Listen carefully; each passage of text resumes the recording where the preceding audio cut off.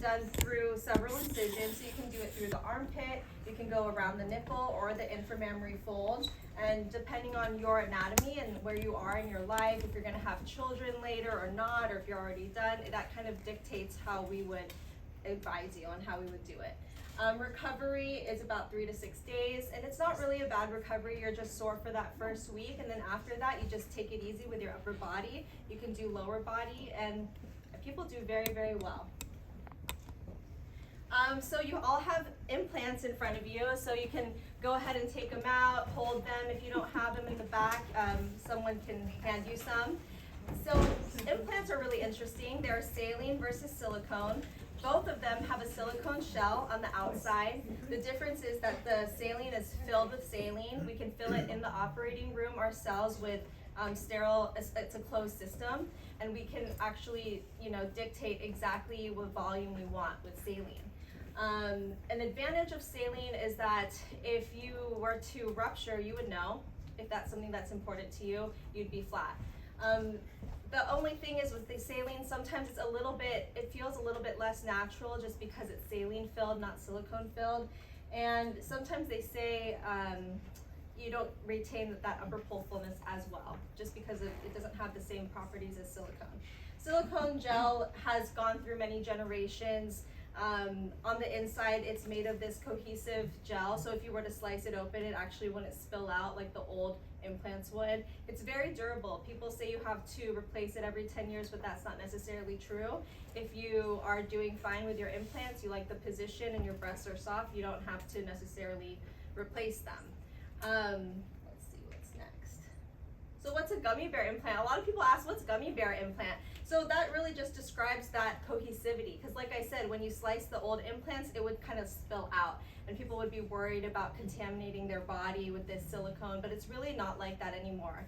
On top of that, if you get a breast augmentation, your body naturally makes a capsule around the implant. That's just a normal thing. So you'll have a scar tissue that prevents any silicone from kind of traveling elsewhere, typically.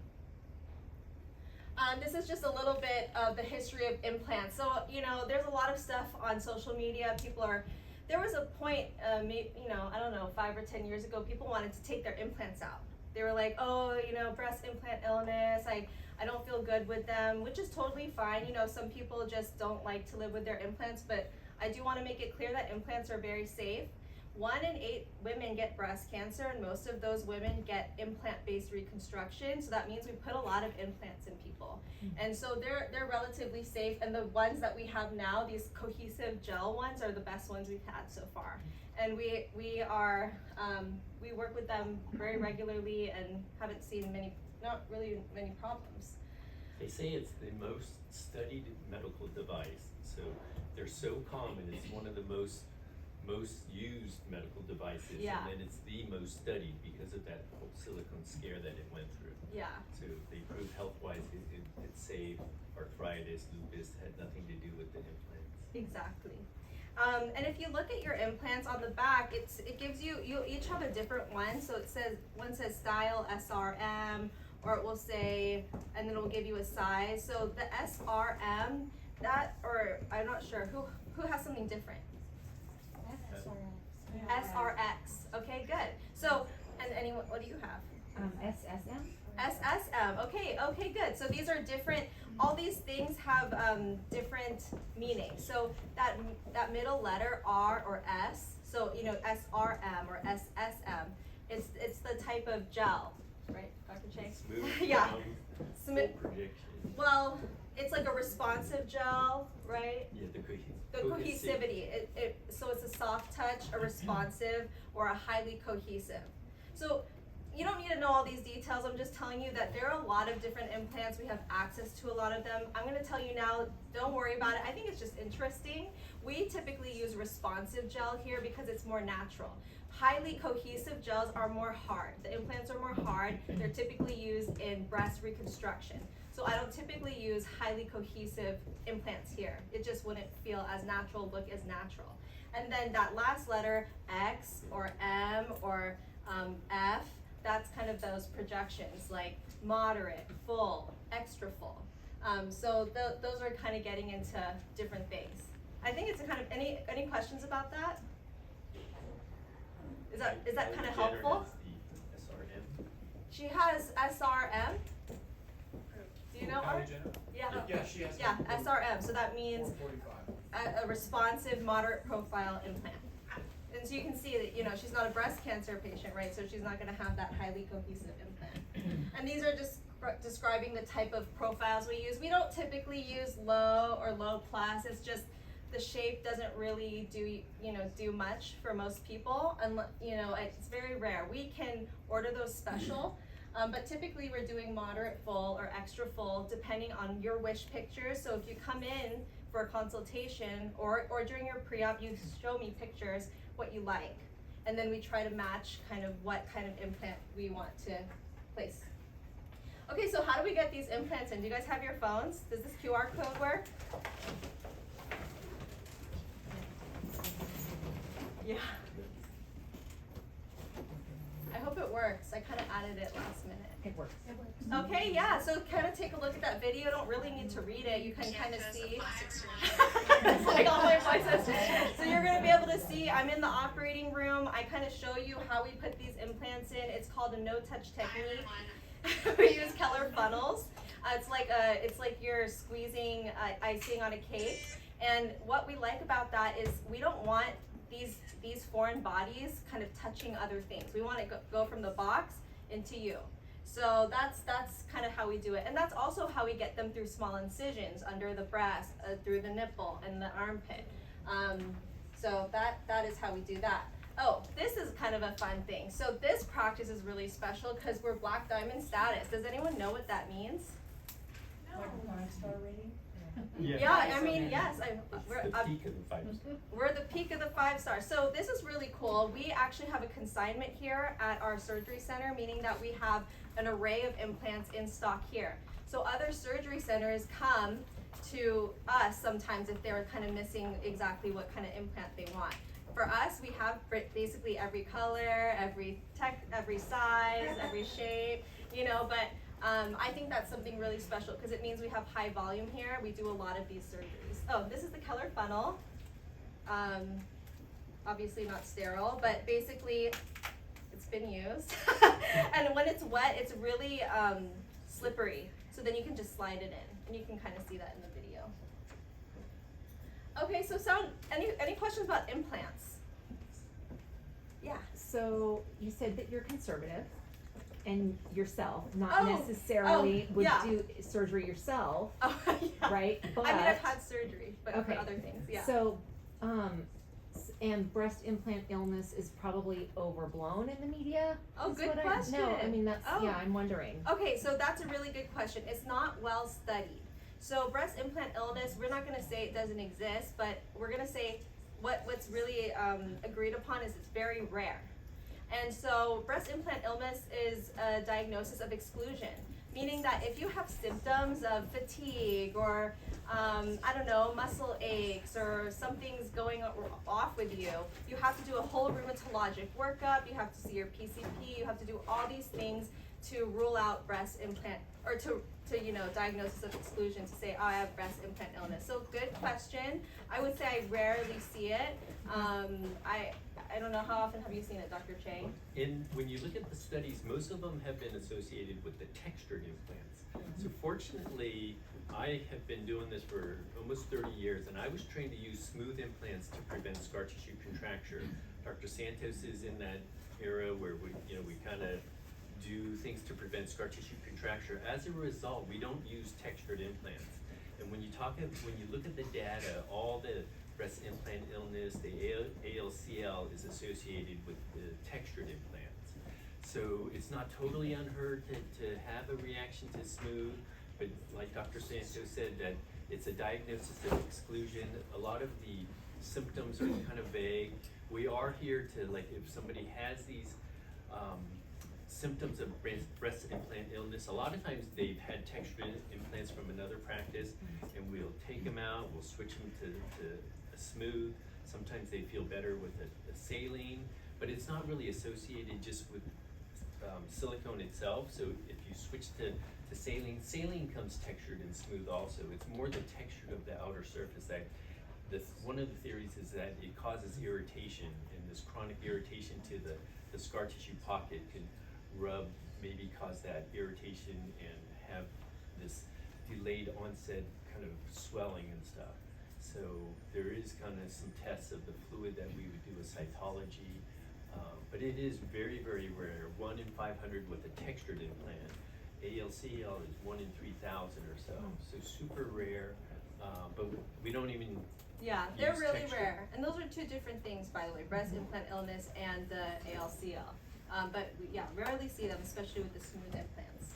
Very good, oh, yeah, oh. So, you use mostly the silicone or the, I use mostly silicone. I feel like my patients prefer it more.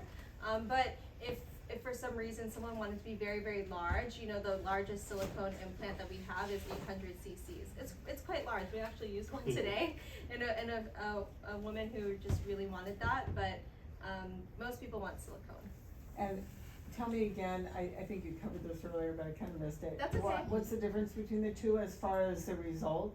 Oh, sometimes the saline, because it doesn't have this cohesivity of this gel, it doesn't maintain as much fullness sometimes, depending on how much projection you might want. It can also not feel as natural depending on how thick your tissue is, so you could potentially kind of detect a little bit of that fluid in there.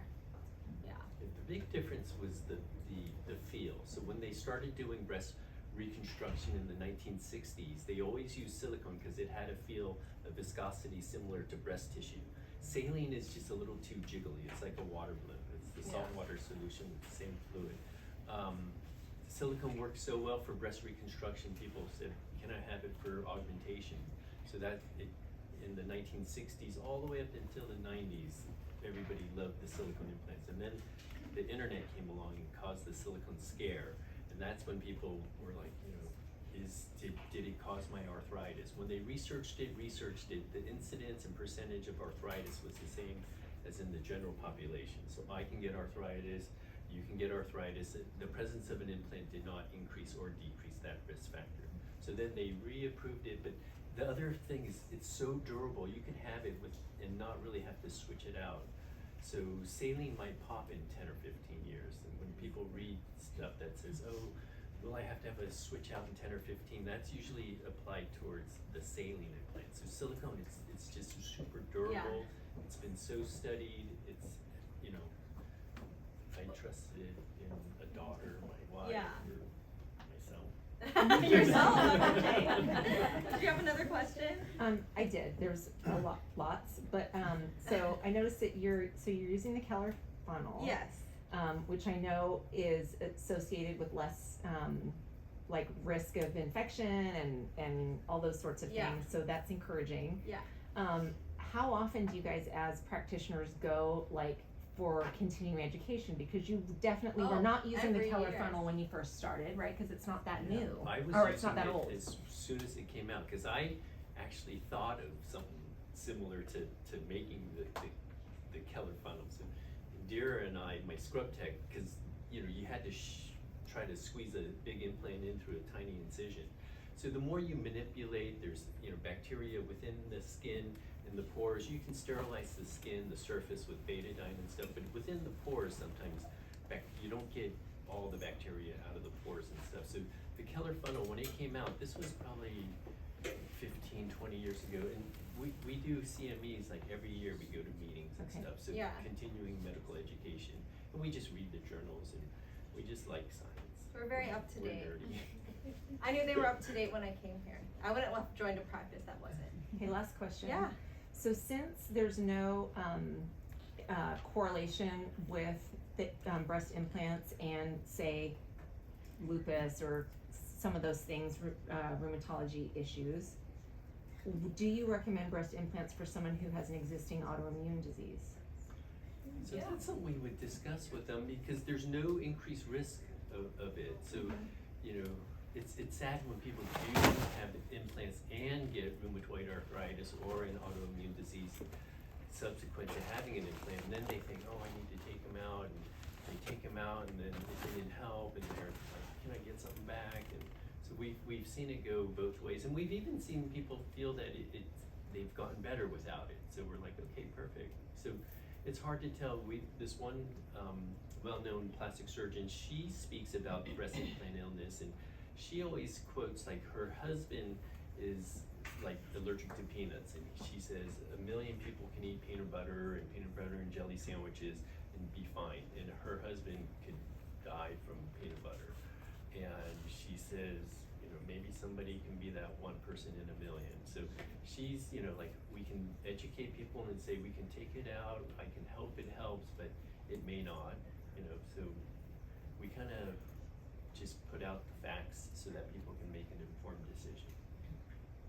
Really good questions. Yeah. Okay, so moving on from the implant specifically, I'm gonna discuss a little bit about where we put this implant. So in our practice, all 3 of us, we use similar techniques. We all go underneath the muscle, underneath the pectoralis muscle. Why do we do that? It provides more coverage, it gives you more natural result, and it's more durable result, actually. It's really interesting because social media and the internet, there's a resurgence of different implant pockets. So you'll be seeing people talking about subfascial, which is technically still above the muscle but under the muscle fascia, subglandular, all these things that we've kind of already done them, and we've seen how there's an increased risk of capsular contracture. People don't have as natural results. So long story short, this is our preferred approach. It's tried and true, and we find that we get really nice results with it.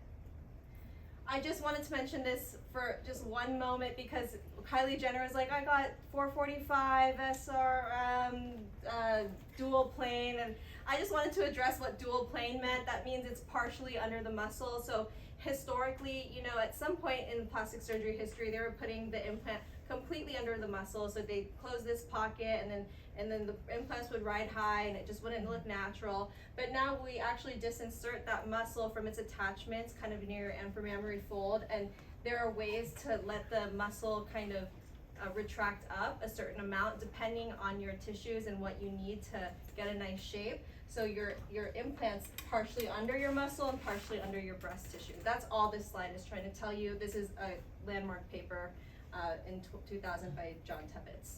So that's that. Okay, so now we're gonna talk. Now we're gonna get to this part of the consultation where we start counseling you. So breasts are sisters, not twins. Okay, so everyone's breasts don't look identical typically. I mean, it's very rare for people to be, you know, like perfectly symmetric. I don't really see it. So this is something to remember with breast augmentation, because what we do in the operating room, we're augmenting, and we can do certain maneuvers to improve the shape, improve symmetry, but it's almost impossible to get it perfectly symmetric. But I find, and I think Dr. Chang finds, patients are happy as, you know, when they know what to expect. You know, they want that volume, they get their cleavage, they're looking great in their clothes. So, but it's just something to note, and I think it's really important and overlooked, I think. Dr. Santos, I have a quick question. Yeah. Sorry. What do you say to people if, let's say, I come to you and I say my girlfriend who's 6 foot actually has 420 cc. Can I have 420 cc because I love the way her breast looks? Oh, that's a good question. I would say, I don't know, maybe. Yeah. So, you know, the size and what you're going for really depends on your body shape. It depends on your base width. So the volumes of these implants depend on this dimension. So this base width. So we can only put a certain volume that's gonna fit your body. And we can get there, but it won't be exactly the same as your friend if she looks completely different from you. Very good question. So sorry some of these pictures are blurry, but if you see this before picture, you can kind of tell, you know, maybe if you glance at her, you're like, oh, she's pretty symmetric. But if you look closely, you can see she's not quite symmetric. Her inframammary fold is a little bit more full here and more defined here. This breast is a little bit more narrow. It's a little bit restricted here more than here. So it's not quite symmetric. And you might find this in yourself or your friends or whatever. But this is something, you know, that's really important part of that consultation, just so you know where you're starting. Because breast augmentations augment your breasts, you know, and we do surgical maneuvers to improve symmetry and things like that, but you do start off how you start off. But you can see here, really nice result. She looks pretty symmetric. Another one, so maybe you'd think, oh yeah, she's like really symmetric, I don't really see the difference, but actually this is a little bit narrow, a little bit higher, this inframammary folds a little bit lower, the breast sits a little bit more laterally, she's a little bit fuller on that side too. So it's not uncommon that sometimes we might use different size implants to help gain that symmetry, even if we can't get perfectly symmetric. But she looks pretty good. Very good. This lady is pretty symmetric. Let's see. So just some examples of. I'm sorry, Oh. what size do you think she is there? Like a B? A small C? Small C. Yeah. And you can have asymmetry in chest wall, you can have asymmetry in the glandular tissue, asymmetry in nipple position, all of that we can try to adjust or account for with implants, and just sometimes there's lifts and things like that. Yeah, and we'll talk about that too. Oh, she had an additional procedure. Can you guess what it is based on this photo? No, not a lip. But good, Was it good the guess. lipo right here? Lipo! Oh my gosh, you're so good! Lipo of the axilla and torso. So it's not uncommon for us to do, you know, a little bit of liposuction in the axilla or the torso, because it's not just, remember, it's not just about making your breasts large, it's about bringing balance to the whole body and highlighting your femininity, making you feel confident. So we often include small areas of liposuction with our breast augmentations. Really nice ones.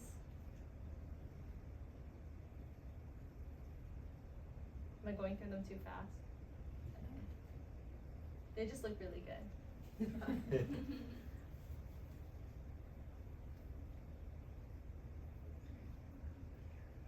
Okay, so I just wanted to highlight again, recovery is about 3 to 6 days, light gym activity for that first month or so. Something that Dr. Chang really emphasized, and I do too, and you know, learning from him as well. After surgery, after that first week, you will perform breast massages to keep that space open. So, but remember, we make a pocket to accommodate this implant, and we want that scar tissue to heal nice and open. We don't want scar tissue to contract and cause misshapen implants, hardness, pain, things like that. So after that first week, you'll start these breast massages. We show you how to do them. They're very simple, very easy, and our patients do very well with them. Any questions?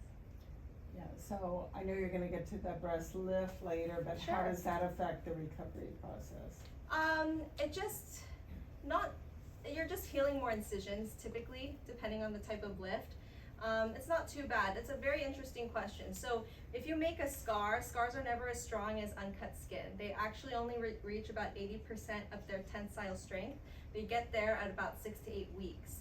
But you're looking pretty good at around 2 weeks or so. The scar is gonna look like it's completely healed. So long story short, it just adds to kind of incision care and just being careful with incisions, healing. That's the main thing, is what I find. So you really think about only a week or so for the major recovery, even with the breast lift? Yeah, because then after that, you're just, you know, wearing a supportive bra, you have, you know, absorbent pads just to kind of make sure that area doesn't get wet. Incisions don't like to be wet, they like to be perfectly hydrated.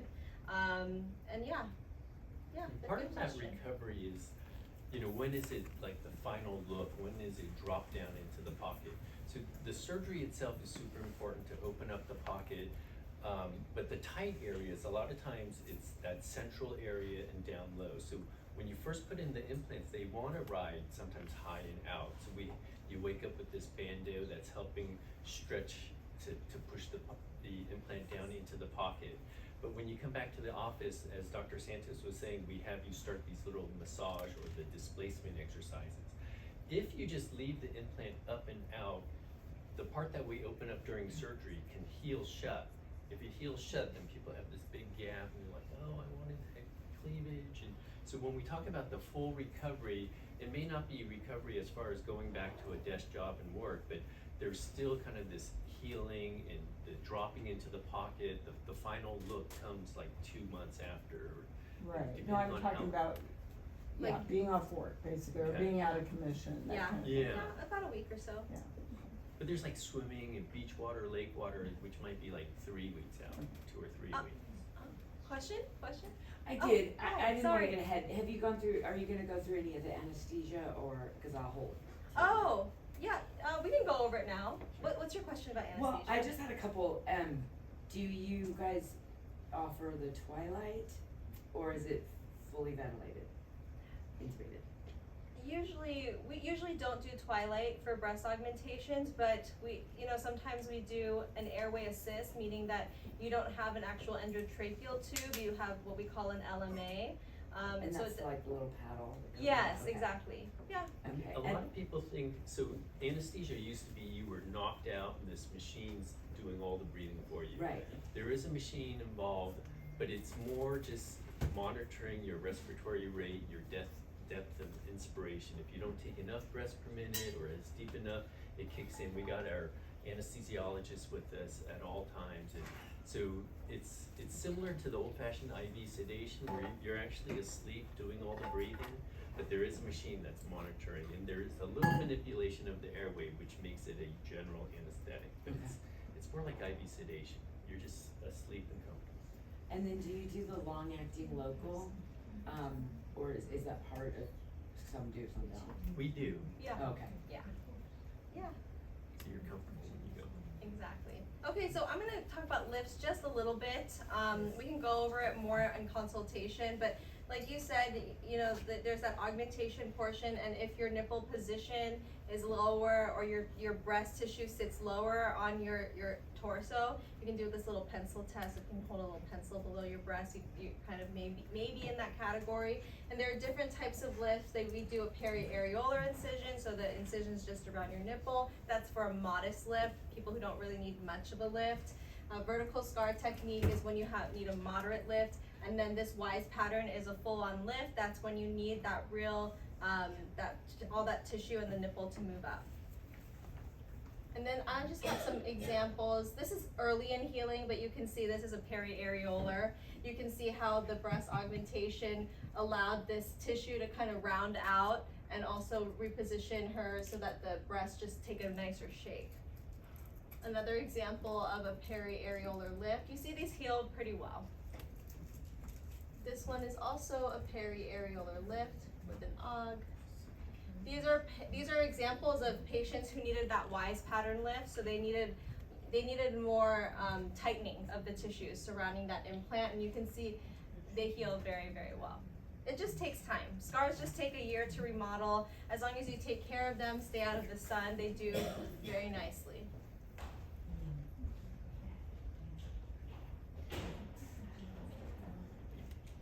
Okay. Thank you for joining us. Oh, that's my dog.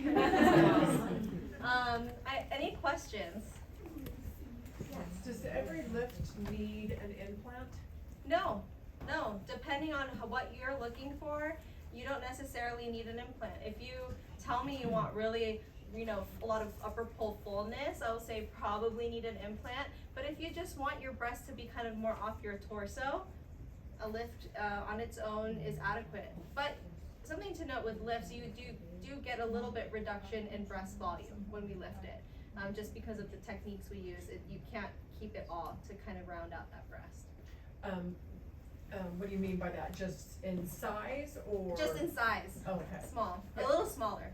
Yeah, not too much smaller. Well, I'm all for that. Perfect. Yeah. When do you need drains, and then how many do you need? We don't typically need drains for breast augmentations or breast lifts. We usually need drains in revision breast surgery where we're doing a lot of capsule work. So when I say capsule, I mean that scar tissue around that implant. And if we're taking a lot of that scar tissue out, you might need a drain, but that's kind of down the line. As far as longer term care, how often do you have to get ultrasound or MRI to check the Yeah, there's a recommendation to get the MRI at 5 to 6 years. I think that first one, and then 3 years after that. Typically people don't adhere to it all the time. The main thing actually to adhere to is breast cancer screening. So you should just get your regular mammograms, and you'll be able to do that with implants in place. And the MRI part of things, it was kind of this, what about a silent rupture? So silent rupture, so saline absorbs, so it shrinks, so it's obvious when you have a rupture. With silicone, the molecule's too big to just absorb. So when people have a rupture, it stays confined to the breast tissue capsule, so the scar tissue capsule confines it. And most people can just get like a mammogram, but in the getting it through the FDA and reapproved, there was always this question, what about the silent rupture? And they said, well, if you're worried about that, get an MRI, and then you could for sure tell. But it wasn't even, you know, like you could still get the information out of a regular mammogram. Oh. And yeah, so most people would still go with just a mammogram. If there's a ambiguity, Ambiguity. yeah, they would, you know, get like an MRI. The ultrasound, sometimes when they see a mass, if it's a question between cystic or solid, you know, that's something that an ultrasound could aid with a mammogram. So usually it's still like mammogram, ultrasound, maybe MRI. MRI is a really sensitive test, but not very specific. So it shows a lot of stuff, but it doesn't tell you what it is. So I just had my mammogram. That thing hurts. Mhm. Yeah. So they're not, a mammogram's not gonna rupture a saline implant It's not gonna rupture saline or silicone. or silicone. Okay. You know, they're really, really tough. This new silicone, so saline does have a higher rupture rate. So within 10 or 15 years, they say on the average, you might have to switch out a silicone implant. The new silicone, when they remade it, they proved health-wise it was good, but they said you have to make it a cohesive gel, no longer can you use the liquid, and you have to make this outer shell super strong. So in the 80s, they made it thinner and thinner because they tried to make it so you couldn't even feel the edge of the implant, even on somebody really slender. And they said, okay, on somebody really slender, you might be able to feel the edge of it, but too bad, you have to make a stronger, you know, really tough implant. So you could kickbox, you can actually step on these things. They're so tough. Okay. So they say if it's not broken, don't fix it. Okay. So, Okay, so I think that, you know, we've taken a lot of your time already, but I hope we answered a lot of questions. Did you wanna say something, Stacy? Hi ladies, I'm Stacy, I'm the practice manager. Can you see why I've been here 21 years? There's so much more to say. I just wanna introduce Lourdes, our Medispa director. Morgan, our clinical director. She's also been here with me for 21 years. I wanna just explain that this evening we're here to support Dr. Santos, of course. She's offering consultations, they are complimentary. Danielle's right around the corner, hopefully she can show her beautiful face and wave. She's gonna control that schedule for us tonight, but we know that there's not enough time to offer them to all of you, but we'd like to. So I'd like you to know that Dr. Chang is available, as well as Morgan, our clinical director, who's been trained by all 3 physicians to offer consultation. She's so good at it, they actually don't correct her. So that's available. Then we have Sia, our surgical PA. She's also excellent, and her and Morgan are also here to offer those consultations for you. So if you're interested in that, please let Danielle know so she can get you signed up. We also would like to introduce Sam. She's our RN, she's our Medispa. Hi director guys, nurse. we're Yeah. beady cuties. Do you want to give them a little bit of Yeah, something let me about grab something Medispa? here. can we share Yvette's Yeah, experience? with Yvette, before, can we just, I'm so sorry, Yeah, can we of bring course. Yvette up really quickly, please? One of my patients is here to say hi to everybody. Hi, Yvette. Yvette. Hi. Good. So March 2025, I had a periareolar lift. My only regret was not doing it sooner. After having 2 kids, 10 pounds each, breastfeeding for 2 years each, I waited so long because, you know, as moms and just women, you give so much back to your children and your family, and we just take from ourselves. We don't give ourselves the gifts and the, you know, benefit of keeping up with ourselves a lot of the time. And turning 40, I was like, something needs to happen because I do not like how I look in a bathing suit. So we're gonna do this. And she took care of me before, during, and after my procedure. I am so happy with my results. I should have done it 10 years ago. And let me tell you, if you're a woman who wants to get it back, don't wait any longer. Just do it now because, like I said, my only regret is not doing it sooner. And Yvette, one of the ladies' questions was about downtime. She is our OR nurse, so she's pulling, pushing, carrying, lifting. She did surgery on a Wednesday, and you were here Monday. Yeah. Okay, so that really is essentially, and she had both, an augmentation with the lift. So the lift doesn't really add much more to the recovery. Exactly. And as far as pain, I mean, I can't speak for everybody, but my pain was 0. I was okay. The only part was the lifting, pulling, things like that, and allowing myself the time to rest and just kind of recover. But yeah. Thank you. Yeah.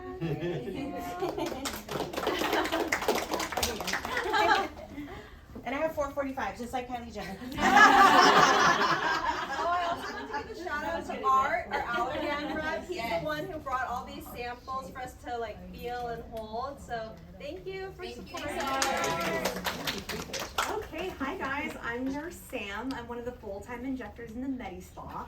So aside from the plastic surgery side, we have a full service Medi-Spa. And I just wanted to let you know that you have some perks in the Medi-Spa if you decide to do surgery with us.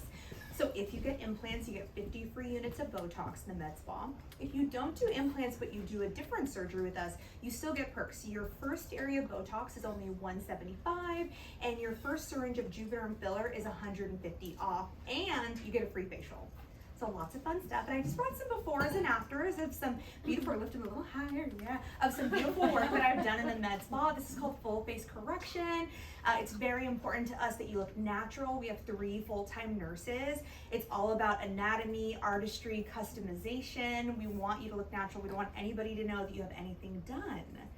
And I'd love to share that I have also had a breast augmentation with a lift. I had a full lift, so I had it around the areola, down the breast, and all the way across. I did take 8 days off of work, and then I was back to injecting. I didn't take any pain meds, just some Xanax so I could sleep on my back. That was hard for me. Sleeping on my back was hard for me. But other than that, they look so beautiful and natural. Nobody knows the scarring is beautiful. You can't see it. I just put a little Sultana on, and you can be none the wiser. And yeah, I love it. I can't wait to meet you guys.